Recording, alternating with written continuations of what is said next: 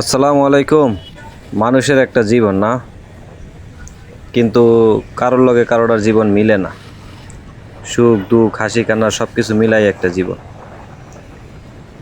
কিন্তু এই জীবনে বাঁচতে হইলে নানা বিষয় নিয়ে তর্ক বিতর্ক কাজ্যা কেলেঙ্কার থাকে।